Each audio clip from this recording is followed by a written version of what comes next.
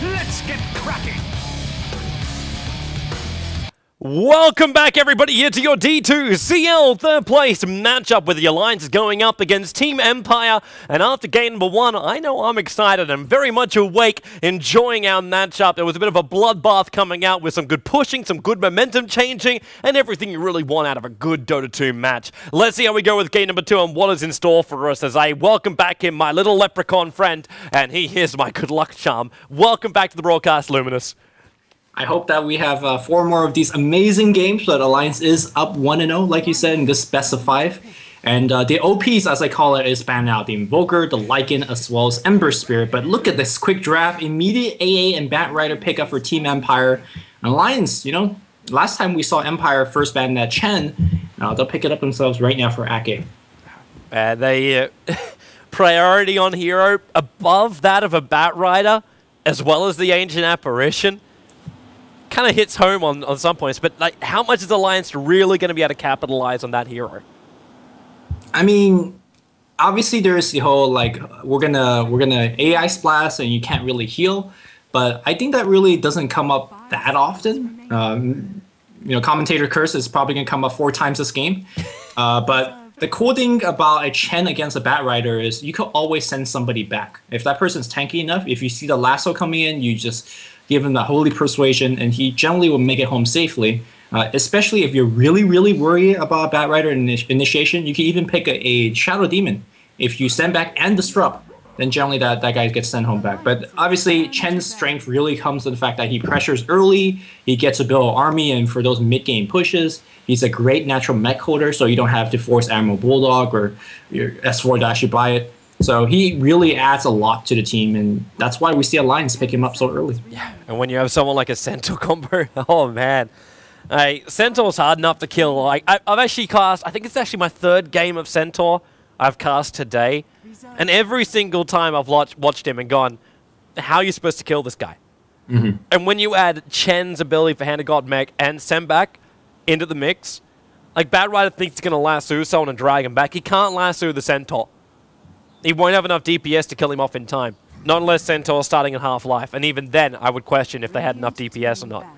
Yeah, the times I've seen Centaur being unsuccessful and getting killed repeatedly is really when he has a very tough lane where the supports are zoning him out, where he's not getting farm. And yeah, eventually he is going to get a Blink Dagger, but there's a very big difference between like a 10-minute Blink Dagger where the Centaur goes around picking off supports versus like a 15-minute Blink Dagger where he becomes essentially the suicidal initiator for the team, right? He blinks in, drop a couple of spells, and then dies. So it's very important that Centaur has a good start. And I see the perfect answer ready for Team Empire, because when there's a Chilling Touch AA right-clicking on you, it doesn't matter if you're Centaur or not. You just have to kind of back away. So my question for Alliance is, how are they going to make sure that Centaur have the good start that he needs to kind of contribute for that unkillable Centaur goal that you have when you play Centaur? I sent a message to Ake going, why is he so selfish? picking up Chen first, and all I got back was hee. That's all I got back from him. Well, S4's drafting, so maybe S4 S4 selfish. Maybe he's the one that's calling for the sendbacks and you know, Hand of God and stuff. Well, it's funny though with the way Alliance drafts. Like, even though S4, like, I know there was like, oh, Loda's given up drafting. He's put the pressure on S4 now. But still, Alliance, they draft as an entire team. I think the only person who doesn't get involved for like basic matches, for like the big official matches, they all get in there and put their opinion. But it's just basically EGM and Admiral Bulldog who sometimes sit on the side. But it's Loda, RK, and S4. These are the 3 brains that will normally draft together. Did Admiral Bulldog draft like 2 weeks ago? Like, I think they tried him for a couple of games and then they lost. So I was like, all right, you're off. You're off the drafting. It's kind of harsh, isn't it? We'll give you 2 weeks to try it out and see what happens. I heard Bulldog was trying some off-lane sniper stuff, so I don't know if it's too harsh. I'm not sure if you want. I would be fine with an off-lane sniper. Well, you would be, but I don't think the rest of Alliance would be. Hey, all I'm saying is, man, even though I know they got a lot of flack recently saying, well, they were great in the Cena Cup, but they fell off that point, but I still point out CIS as my shining light when it comes to Dwarven Sniper. Yeah. Because it's just, they really showed how easy it is to go one-on-one with somebody. So if you get a favorable matchup in the off-lane, I'm all for off-lane sniper. Sure. I'd actually like to... Hang on, here's a question for you. What's the range on return? Like, is return... Like, I don't think it has a range. It doesn't have a range limit? Does it have a range? It's just like when you get hit. I'm not sure. No, it's not an aura or anything. It's just like when they hit you. So no, Centaur will be sniper if that's where you're going at. That's where Actually, I said. I'm not sure if Centaur be sniper. I take that back. I'm just thinking, like, with shrapnel and the range you've got, technically, like, if return is worth it, because how does return work? Like, it's just physical damage it returns, right? Yes. 10 seconds. Wait, here's the thing though. Like, what about global physical DPS? 5 seconds. like what? Is there any what's a global? global physical? Is there any DPS? global physical DPS? Is there a single ability that actually is global DPS? Okay, so you're saying know. like, let's say if there's an AOE spell that's physical, like let's say shrapnel is physical, right? Like would Centaur return it? Is that what you're asking? Yeah, that's where I'm going with it. Yeah. Like, is there a range limit on him? I think it's more of like it's an actual physical attack and not what damage a spell type does. So if you attack him, he returns it. So if you it's throw not a like physical spell on him, I don't think he will return it. It's not like Viper skin where it like returns everything. Yeah, because I'm just reading tooltip right now. It says Centaur immediately counters every attack. All right. I have it from Alan, our stats man in the Haas, who's in here tonight. He says, to his knowledge, Centaur's return works only on right-click attacks, including from towers, and does not have a range limit. Yes, that sounds just about right. Yeah. Just saying OP, man. I'm just saying OP. But Naga Siren comes into the fall. So, it seems like Alliance have everything they need to bail out or just to go straight in. Yeah. I almost don't want to see this Naga Siren being played by Loader. Like, okay, S4 gets the Templar Assassin. They keep this last pick up very much open. This could be a farming Loader into a Radiance kind of thing. I don't know who's really going to win out at the end of the day, though, a Spectre versus a Naga. But if Alliance can force this into basically running like a 3-core with an extra one, just for good measure, like the Naga that can transition in to a later game build, you just get something like a... Oh, I know, I was about to say a Luna, but she's banned out the 4th slot. But if you can get... Oh, they thought it's going to be a Mirana as the last one with a Naga Siren and Snare combo. Sure. It doesn't have to be that carry Naga that we so often expect. I'm just really interested to see how Alliance want to approach this last one. Because the one thing I'm concerned about for Alliance is they got a lot of stability, but their stuns are still rather limited. Yes. Like, there's Ensnare that goes through a BKB, but they have no other controller over on the Bat Rider. It really comes down to whether they get the blink or not on Centaur. So I think... which team are you talking about that lacks the control? Alliance, I'm talking about Alliance right now. Like I'm seeing, I'm seeing Hoof Stomp, seeing everything else. I was wondering though if that little sucker right there was going to be picked up by Alliance. It's a little bit too much control, but no, I think it would have been great because it gives you so much early game damage. Because you're looking at Brain Stab, which is a pure damage 300 damage spell. You're looking at Chant Test of Faith. That's a lot of early game pure damage. I know the last one. I know the last one they're going to pick. What is it? It's Lifestealer. They might reconsider that though. Okay, so let's just go. Nate's last pick. Nate's is definitely the last pick. Naga support to cancel the good initiation, and he's good versus Spectre. It's the insight I'm getting. And they still do it. They go for the Bane. They go for the Lifesteal, even up against the Bane. Now, that's some ballsy play right there. I suppose, so at the end of the day, we're still looking at the fact you got 3 heroes who are very, very difficult to control and to kill off. Like Lifestealer, if they don't kill him off straight away, he's just going to infest and pop back out again. And that's going to be very difficult to do when you've got a Chen on the field. And then you're going to have a Centaur who says, well, you're putting all your DPS into the Lifestealer. I can just walk around quite freely. And then Templar Assassin, who will probably have some troubles with the Bat Rider Firefly, but beyond that, he should be fine. There's just no direct, straight-up lockdown coming in from Alliance. I think the most important thing for Team Empire, what they're looking for in a team fight, is to pick off one hero quickly. They need to start the team fight where they're advantaged. Because the way I see it, if they somehow fall behind at the beginning of the fight, how do you run away from Alliance? You have traps, you have Stampede, you have a Song, you have Open Wounds, you have Blink Dagger Centaur. More importantly, you have more traps. Like, how do you run away? Unless your name is Puck, you know, you're pretty much dead trying to run from Alliance. So, I think even if your name is Puck, you're going to have troubles. well, you know, you have a lot of ways to survive, but yeah. Actually, I suppose too, because there's no Orchid hero. Like, there's no Silence hero coming out from Alliance. So you are right, Puck should have enough. Yeah, I mean, you know, even if there's Silence, he could get a Yule Scepter to quote-unquote counter that, but essentially, you know, it's important for Alliance to have a very, very powerful start at the beginning of a fight. My question is, how is Alliance going to lane this?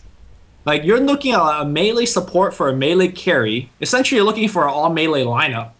I'm counting TA as sort of melee, because, you know, like, Sideblade early on, you're not going to take points into that. So, I don't know.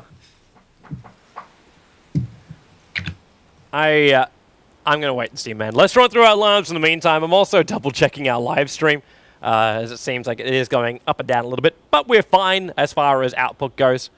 Don't know why. We're going to trap being set by Alliance. 4 heroes up on the hill.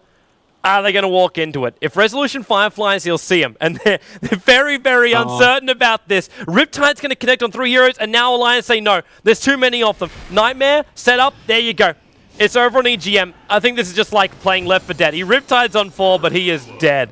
5 heroes from Empire ended up ready to fight that one, and Loader wasn't close enough to be involved. So the reason a fight broke out over there is because there's a Chen being picked by Alliance. So normally, if you're Empire, you say, hey man, we're going to go into the jungle, we're going to lay down a couple observers, and we're going to just shut Ake down. And Alliance knew that, so they stood up the hill in preparation of fight. But I don't know what happened after that. They just didn't fight. The level 1s of Empire is just much, much stronger, right? Chilling Touch is literally one of the best level 1 spell in the entire game. They grouped up and they just raided the Alliance jungle. The only thing which I'm disappointed about for that is the fact that it was the Bane who got the first blood. Like, Vanscore was the one to take it. If that was like Batrider getting first blood, Resolution would already have his bottle up and running. And that would cause a lot of problems for Res 4. So that's the upside as far as Alliance can look at this, saying that they don't have to deal with some crazy ass like bottling Batrider in the mid. But at the same time, also look towards this offlane, like a Mag Puck on the offlane up against EGM as well as Loader. It's a great hero, but he's going to get zoned out very early on. Like just an easy harassment from EGM. Riptide, Mag's already down half of his life points, and all he's got is Tangos up here. And he just saw his physical DPS being returned to EGM. Mr. 6 Armor Nagasara doesn't care about a little furry dragon. Yeah, at the same time, I think our friend Admiral Bulldog is going to have similarly a difficult time because, again, a Nightmare, a Dagger, and a Chilling Touch, and even Centaur could be brought down. So our offlane is going to have a very, very tough time. I imagine Mag is going to have just the advantage. I say that, but the EGM is just, you know, zoning the heck out of him. He doesn't care. The physical DPS which Puck will return to him is no problem. So he just keeps going in there. Yep. Riptide, zone him out, make sure he gets absolutely nothing. While on the bottom lane, Admiral Bulldog is getting experience. The creep wave control was lost because they can't find... Wait, what? Hang on. He hasn't walked around yet? Like, he'll see it if he walks around. I don't know. He's definitely not sure. Oh, there it is. It's all so clear now. But now they have that camp up, and all spawn for the 2-minute mark. But Admiral Bulldog's already cracked level 2 here on the bottom lane. Surprising though he hasn't leveled up either Hoof Stomp or Return or anything on this hero. So the idea for that is if you could skip Return, you want to skip Return, right? Like you want, once you have your Stampede up, you want to have as much burst damage as possible to get a kill. Yeah. So if you could get away without leveling it, you don't want to. So he's like getting really greedy right now. It's like, do I really need it? I think once he hits level 3, you just say, hey man, we're gonna just go 2 double edge, 1 hoof stomp, and go from there. It's kind of funny because I was casting a game early today with Team Dog playing, and Misery was playing the offlane Centaur, and it was such a beautiful way of playing it because he actually never put a level up in Return until like level 8. Yeah. It was all just straight up with the double edge because like, I can get away with murder. Yeah. So we did it. But what was even crazier, and you'll enjoy this lane, Roskis rammed this in their first game of the day up against Next KZ, and they slaughtered Next KZ. But they ran Lich Centaur off lane. Yeah, it's so annoying. You can't kill anybody. Eventually, they will attrition you down with that Nova. You're not getting any experience. And then, of course, once Centaur hits level 6, it's a straight jump in. And even then, he can jump in anyway because you have the high points up and the mag orbs away. EGM's going to stick with him. He's considering the ensnare. Now, well, actually, phase shift's already been used. He's got another Riptide available. There's not enough DPS or EGM. No. Bane's going to come in here. And Nightmare, he's got Brain Sap level 2, but not enough mana. He's short by 5 points. That's why Vanscore's moving up here. He needs to buy himself the time so he can just go beep, sap out the life points. The orb is also there to help out. I don't think you need to use the Brain Sap at the end of the day. But that's now 2 kills in favor of Team Empire. And the second one that goes to the Bane. Vanscore, I suppose, lead farmer of the game with 2 kills, one of them first blood. You know, I guess he's not CSing, but yeah, he's quite rich for a support at this point in the game. But what turned to be a winning lane for Alliance just, you know, turned around. Yeah. First blood on the, a secondary kill on the support is not what you want if you're Alliance. That's true, but at the same time, this top lane, the experience that's been denied over to the puck is ridiculous. Like, not just being zoned out by EGM, but look at Lotus denies. He's sitting at 23 denies on this top lane. In comparison to Silent, who's got 9 denies on the bottom lane, and Admiral Bulldog sitting at 3 levels and a half. He's out-leveling Mag, and he wasn't even involved in the kill. I mean, a lot of those denies, Mag wasn't in experience range already anyways, so it's just like, just keeping the lane next to a tower where the Naga could continuously zone him out. So, but essentially, if you look at the 2 off lanes, you know, it's pretty much the same thing. But yeah, the kill-giving puck, what he needed was the big deal. And Admiral Bulldog just kind of going to the mid lane. I'm not sure exactly for what. Maybe they're going to try to get a kill on Batrider. They don't have ulti for it, so it won't work. They have traps, so maybe if they have like 3 or 4 traps, they could get him close enough. They could just put down a second one now, but like, they even got to wait it out. Like, that was a very quick trap, so it's not even the full slow. The secondary trap will go, but okay, then DD Rune out from Resolution. He's got Lasso available, but who's he want to go on? S4? With that meld hit, he's going to just destroy anyone he's getting dragged back into it. Admiral Bulldog, I'm not sure about that. And then on bottom lane, you still got Spectre free farming. I don't know why he's here. I mean, honestly, he wouldn't have gotten much on the bottom lane anyways, apart from this one wave in front of his tower, which he missed, unfortunately. But yeah, like, my question is, Vanscore, he's like perfectly wherever his team needs him to be, he's there. Keeping up top to get the return kill on Naga, you know, preventing a kill on the mid lane. And he's not pulling them and stacking the jungle. So I think Vanscore right now is the MVP for Empire, if I had to choose one. I'd always want to put for both these teams that the support heroes are just... That's one thing which I think Empire has far and beyond any other team out there in the scene right now. The coordination between their supports is just so good. Yeah. And it's also because these guys, like, they've played in multiple teams in different areas. Like Vanscore, like, you see him teaming up all the time with, like, Resolution, or always on the fly. He's played a lot with Silent in the past as well. So you get, like, these combinations of support with core, and they're always doing that. Like, the supports will sacrifice themselves to make sure these cores just advance themselves, and then you pick up heroes which still have an effect later on in the game. They're great utility-style heroes. That's where I feel like Empire's strength always comes from. Yeah, you talked about the sacrifice on the support. Well, Batrider ate that sacrifice because there was a huge stack in the jungle. And the Batrider farmed it. He's got the Blink Dagger. Let's not forget about Han is online as well. So essentially what we're going to see is Empire striking in one portion of the map with Blink, Batrider, and a Haunt. And I think they're going to get a kill, whoever they find. Well, it looks like they're choosing to go towards the middle lane, but it's up on top where Alliance are adding the pressure. RK's just sitting here with Hellbear as well as Centaur. But he doesn't have level 6 just yet, so there's no Hand of God to protect them. So what happened just now is Empire smoked up around the mid tower, and they're going to just go gang top, but S4's trap saw them. So essentially, Loda should be ready for this. He should know, but Initiate's going to come through. Here comes the Han if they need it. No, they don't even. Oh, if you could get into the creep. Oh, he jumped straight back out again. That was a ticket to freedom right there if you want to stay in it, but there goes your haunt, and Loda will go down. They try to send him back, but now they just move from one to the next here. Empire over the side. Resolution, the Centaur Stomp from RK will buy himself some space, and then the Hellbear clap over on 2 heroes, but he's got 2 Napalm levels up on him. He'll only lose his Hellbear. All right, Loda was really going in deep then. I'm surprised he jumped out of the range creep. I know he had a time limit to get back past that tier 1 tower, but still. Yeah. Again, they saw that smoke coming, so that should be, you know, not happening. But middle lane, Fiend Script's over on S4. Flamebreak could be used as well. Empire 5 for 0. Loda did TP in to try and help out, but he doesn't have much more to give right now. He wants to go in deeper, being enfeebled up. The damage is being restricted. Ensnare after trap. Wait, he just nightmare himself out of the ensnare? Yes, he did. And then he turns with a brain sap. I believe you have not I believe. I know Blink Dagger forward here as EGM. No, okay, there's nothing. There's no Firefly.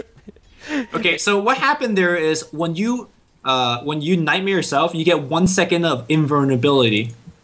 So he just basically said F you ensnare and dodged it. That was amazing stuff. Beautiful timing. Yeah. Beautiful, beautiful timing. There's more. I think all things considered, Empire is playing much, much better than Alliance over the course of 2 games. Even though they lost the first one, like their mid-game recovery, even though they ultimately didn't win, they play so hard for that game. And this game right now, we're just seeing their domination so far. 6-0 start, 9 minutes in. Centaur, not even level 6 yet. He is gonna find that level 6, and we'll see if Alliance gonna strike back with that. They really need to get something going. He just spent so much time rotating. And Silent was farming. Silent's just finished up Phase Boots and Vanguard because he got 2 kills out. 2 kills out of that top lane. Plus CS on bottom. And now Blink Lasso. Resolution going to go to work here. And well, there's a 3-man stomp. Unfortunately, he's got no center ulti to give himself the speed out of here, and just a quick brain sap to kill secure for Vanscore. That's a 4 for 0 Bane while up on top lane. Mag able to phase shift out there. He was locked down by both open wounds as well as the troll trap. But with the orb away, back into the safety of the tier 1 tower. And is S4 going... I don't know if he's finishing up the treads or not, or just because he's got another 1,000 gold on him. It looks like there's a recovery minus here for S4. Needs it. I mean, if he wants to go treads into like drums, that would be a very, very quick mid-game fight. But I don't think they could win anything in mid-game. I think we're going to see a coil into Ice Blast, as well as a Haunt on the top lane, should another support shoulder phase. It is so hard for Alliance right now to take any fight because essentially you're dealing with a semi-global strat with the Bat Rider and Haunt. And here comes Chilling Touches being applied. I think Empire wants to take this fight.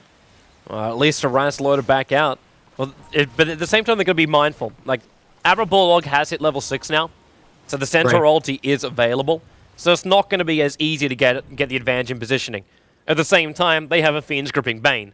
So maybe it will be enough. So Bane had a very, very good early start. We just talked about the 4-0. He also has I think a 1,500 gold at one point. I was saying, oh, maybe he'll go Blink Dagger this game. But obviously, if you look at Alliance lineup, they have multiple ways to cancel that, Blink Fiend script. Normally, if you could rush a Blink on Bane, it's actually insanely strong because you basically, double and even triple your initiation range. But he's gonna go for the Trident True. Just get Arcane. Maybe he'll get a mech a little bit later on, and just to make sure that he is getting the item for his team. Well, he's gonna be the only one to really do it. You're not gonna ask an Ancient Apparition to build into a mech. It's gonna take too much money for him. So yeah, it's got to be the Bane. But smoke up. One way to get more money, get some kills. And if Resolution's able to get this kill out too, that's going to bring him basically up to his 4-staff money. But with Vanscore as well as a Resolution together, they should be able to find a kill. They saw S4 quickly inside his own jungle, but they have to Firefly right now. Blink up, latch him, and they're even going to find a courier on the side. Resolution. I think he had trouble deciding what he wanted to go for, and there's your Fiend's Grip. ALD's on the way in, and Chan's just trying to send him back, but there's just too much damage. Good Centaur Stomp from RK. Resolution might have some trouble getting out of here, especially Bane. He's having to nightmare himself up. Below just keeps beating into him. Resolution wants to come back. Mag, he's coming in too. Dream Call's already been cast, and now Alliance, they've lost 2, they've lost 3, and they're trying to get Loader out of here, but the last 2, Resolution still had it. After first initiation, he never triggered it off. It is 11 for 0. Alliance are going back to school right now, and Empire the teachers. I've only seen one team in high-level professional Dota that came back from a 10-0 deficit, and it was like Navi 4 or 5 years ago against some tier 2 team. And I gotta tell you, Empire is no tier 2 team.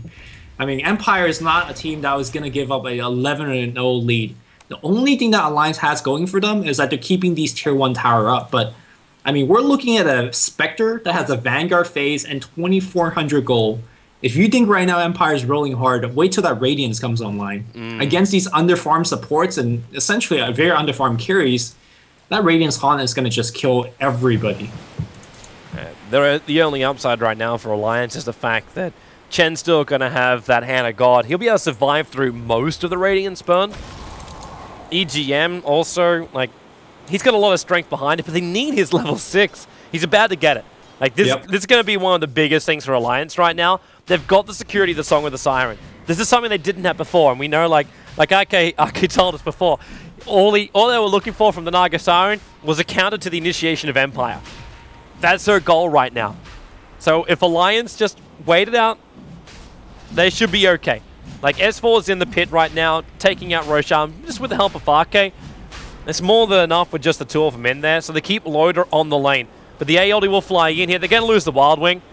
There's nothing they can do about that. But they've got Roshan. Or do they? Naga, okay. Security. S4 takes out the Aegis Lee Now, do they want to go on Resolution? They just bail. No, they trap and they bail. Centaur ulti, run away. Chen sent back on S4, which means Elasu has to go here on Admiral Bulldog. And S4 does as much damage as he possibly can. It's a double stomp into the double hedge. He was thinking about the denial on himself, but obviously that's not going to work for him. He ends up killing himself on the reflect return from Silent. I mean, considering how poor the early game start is, but being able to sneak a Roshan is not too bad. The problem is, Stampede's down for a long, long while, and Empire says, your T1 is mine. In fact, they now, with the wards deep in the jungle, see where Loda is. Unfortunately, there's no last suit, but Ice Blast's going to come in. Maybe enough damage. Well, they need a Haunt for sure if they want this one. Yeah, Rage is going to dodge a Flame Break, and that's going to be it. Not enough damage anymore. But they at least keep Loader up at the tier 2 tower while the tier 1 tower goes down. You talked about that being one of the advantages of Alliance. They still hold all their tier 1 towers, but it's not looking great. Resolution's TPing out towards the top lane. He wants to go on S4. He doesn't have his last Su still though. 15 seconds on cooldown, so the opening is not there. But Admiral Bulldog initiated on. Maggot's going to be there, and EGM to the front lines. Fiend Script, it's keeping Admiral Bulldog out of the play. So Hand of God will go, and they manage to actually get the kill over on Mag. He went in deep, so it becomes a 1-for-1 trade. And the Haunt had to be used as well by Empire. I don't know, man. Silent picking up Sacred Relic. Trading is nice. I think if you're down by 10 kills, if you could trade 1-for-1 for days, you trade 1-for-1 for days. It gets Alliance on the board, man. Moral victory. Yeah, something like that. Something like that. The problem also with when you have a core like Lifestealer is when you're down by so many kills, the supports, they're going to have Force Staff and Ghost Scepter coming up sooner than your big items is going to come up. So Loda's going to have a tough time locking anybody down eventually. Oh. Silent, they're going to give him all the space in the world, aren't they? Oh, actually, is this a group up for a smoke? It's 5 men together. And in comes the smoke. Oh, they triggered it early. They didn't get everybody. They missed EGM as well as Admiral Bulldog. They got Chen's creeps though. Suppose that's one upside. Got a feeling that misclick was made. Which means that they not look at Silent though. Look at his positioning. Regardless of whether they smoked everybody, like Silent, he just knows. Like everybody's off the map. He's gonna just hang out with the trees. Stay in the trees, man. I've seen that proven time and time again today that does not keep you safe. But this will now be Alliance having to rotate the bottom lane. Like, just force the tier 1 towers out. They still have, well actually, no they don't. Now they do. Naga Sleep. Like, Naga Sleep is there, which means they've got the security. As long as they don't lose the Naga Siren in the early stages, they're okay. Yep. Because the only thing, like, there's no BKB heroes. There's no one that's going to be able to isolate himself out. Then again, you don't want to isolate yourself out because then Alliance just rip into you and then move into the rest of your team. But the AOL is coming up. Resolution's looking for a pickup. And load up, he just got up high enough he doesn't get hit by the AALT. The thing about grouping up to push the tier 1 tower. Like, right now, Alliance have a pretty decent 5-man lineup, right? Like, you know, you could have Chen creeps in the front, you have traps everywhere, you have a Song to bail you out, you have Stampede to bail you out. The problem is, if Dream Coil ever hits on 2 or 3, regardless of the Song... S4? What are you doing, man? Just saying hi, man. I was waiting for the Nightmare initiation, but it never came. Yeah. Radiant's top tower is under attack. Yeah, if you get hit Dream Coil, you know the Ice Blast is going to hit, because Always Fun on the Fly is going to stay very far away to make sure that he is not going to be affected by Song. He's in trouble. He just used Infest as well to ensure the kill on the tower and get his life points back, but with Mag up here with a Chilling Touch buff up, Loda can't fight this. He'll go down, while on the bottom lane, S4 is trying to initiate on Silent. Now, Silent, he does have Horn available. The problem is, there's not another hero anywhere else, but Vanscore, there's your Song of the Siren. It was just meant to be cancelling off the Bane's hit, and also, well, there's no meld here for Templar Assassin, but the Silent, there she flies in. Always on the fly, Troll trapped up, and in comes Admiral Bulldog. A quick stun, but there's a buyback into a haunt. Admiral Bulldog will go down during this fight, while EGM, he's got nothing more to give to the engagement. S4's going to die at the back end of play, or is he? No, he's going to survive. Doesn't lose the Aegis, the Immortal, while EGM getting brain stepped up, 4 Napalm stacks. And it'll be a double kill for EGM as well as Silent, respectively. And Templar Assassin will be able to survive, but as I said, Aegis the Immortal, that was the only thing that was saved. Yeah, normally when you're dying as a Radiance rusher, you don't buy back. You're just like, all right, man, I'll take my licking, making sure that I'll eventually get to Radiance. Silent says, we're winning so hard. We're going to buy back Haunt and win that fight and get this tier 1. So regardless of that death and buyback, Silent's going to have a Radiance coming up very, very soon. Because by that kill, they push out the tier 1 tower, and no one's in a position to stop them. Yep. S4, someone please send this guy back to base. He's so low on life right now, and he's searching. I think he's waiting for his Aegis to proc. He had to use his Midas. Okay.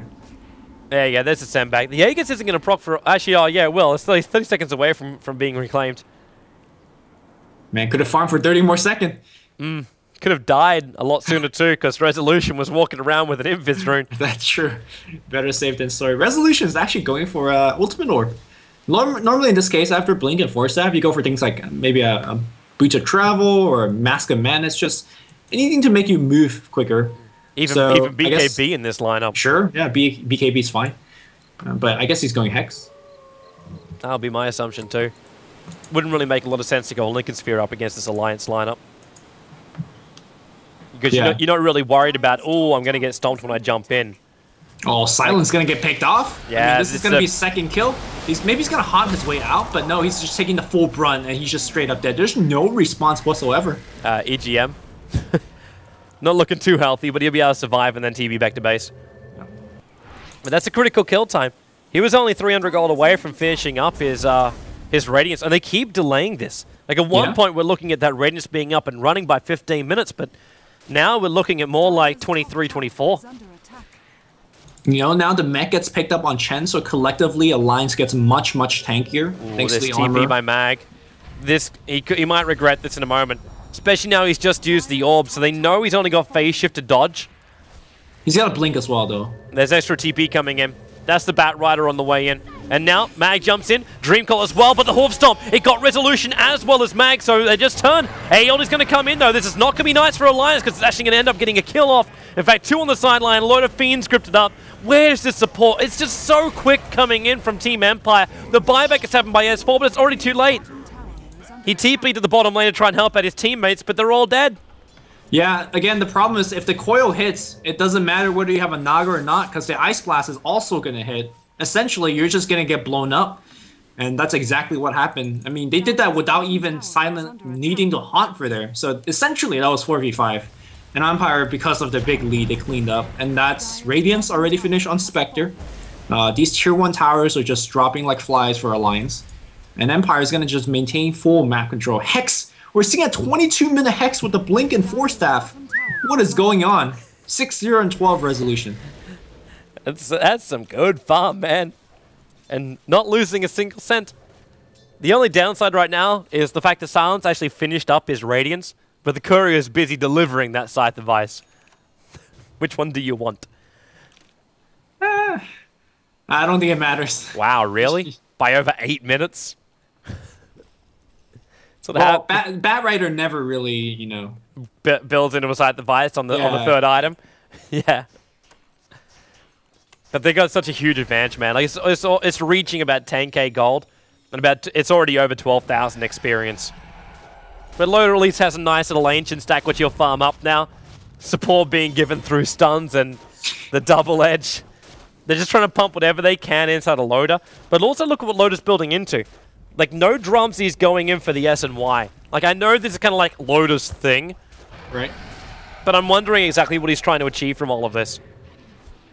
When I saw the Sage, I thought he was going for Heaven's Halberd. Same. Just to, you know, make sure that when the illusion haunts in from the Spectre, you say, hey man, you shall not attack.